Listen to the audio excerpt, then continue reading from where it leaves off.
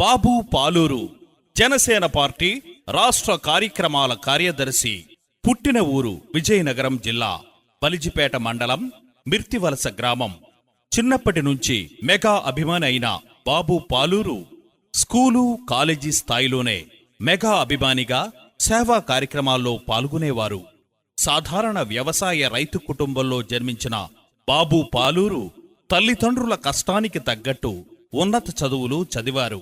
చదువు అనంతరం ఉన్నత ఉద్యోగంలో ఉన్నత స్థాయిలో ఉన్న బాబు పాలూరు గారు అన్నయ్య చిరంజీవి గారు స్థాపించిన ప్రజారాజ్యం పార్టీతో రాజకీయంగా ముందుకొచ్చిన బాబు పాలూరు తన రాజకీయ ప్రస్థానం ప్రారంభించారు.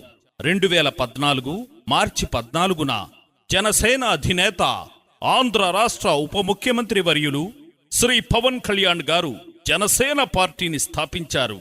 మెగా అభిమాని అయిన శ్రీ బాబు పాలూరు గారు తను ఉద్యోగం చేస్తున్న చెన్నై నగరంలో జనసేన పార్టీని ప్రారంభించటంలో ముఖ్య పాత్ర వహించారు. పార్టీ బలోపేతానికి సొంత నిధులు ఖర్చు పెట్టి అనేక కార్యక్రమాలను చేశారు బాబు పాలూరు.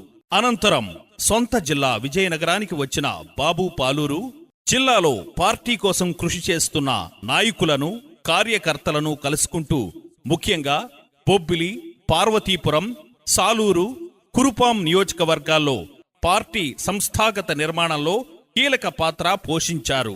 మెగా అభిమాని నుంచి కార్యకర్తగా, నాయకులుగా వందలాది మందిని తయారు చేశారు.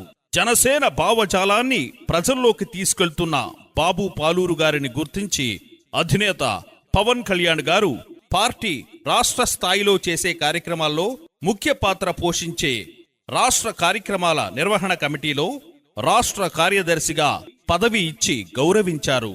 పార్టీ అధినేత ఇచ్చిన పదవిని అలంకరణగా కాకుండా బాధ్యతగా తీసుకున్న బాబు పాలూరు తనదైన స్టైల్లో తన సొంత నిధులతో అనేక కార్యక్రమాలు చేసి గ్రామస్థాయిలో పార్టీని బలోపేతం చేశారు.